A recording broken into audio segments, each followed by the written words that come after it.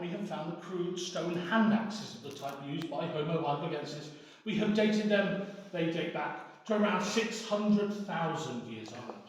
So over 500,000 years ago, Homo heidelbergensis walked the earth around here. Now, obviously he's not walking around here anymore, is he? So what happened to them? Well, they unfortunately became extinct.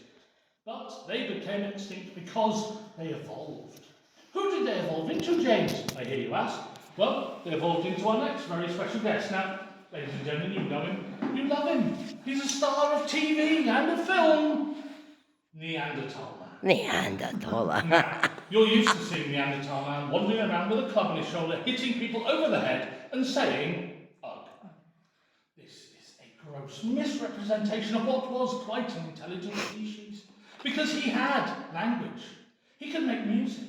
He could make tools, he could make weapons, it's possible he could even make complex things like boats.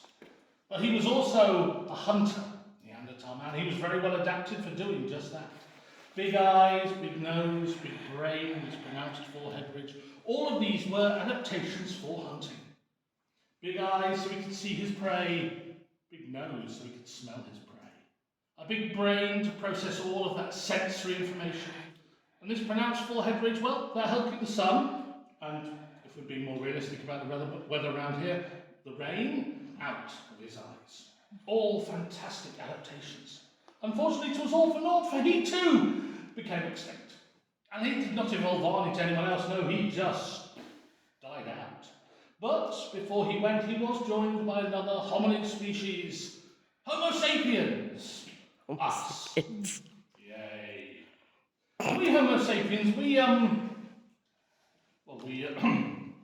well, let's just say we mingled with Neanderthal Man for several thousand years, and every single one of us here will have at least 1 to 3% Neanderthal DNA in our bodies. Wow. Unless, of course, you're a natural redhead, in which case it goes up to about 5%. You can do with that information whatever you choose.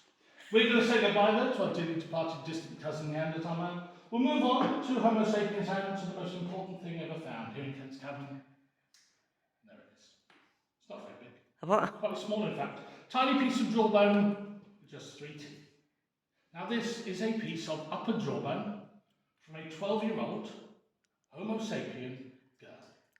When we found this, we had this dated, it was dated back to around 33,000 years old, and at the time, we were quite pleased with that. We thought, well, that's jolly old, well done, us. Since then, of course, more modern technologies come along, more modern techniques have been developed, we have had it redated. We now know it to be 42,000 years old. Oh my goodness. That makes it the oldest Homo sapien remains in Britain, and one of the oldest in Western Europe as well. I'm sorry, are you filming? Yes. Yes, Oh, sorry. Yes, thank you. Oh, I forgot about that. Sorry. All right.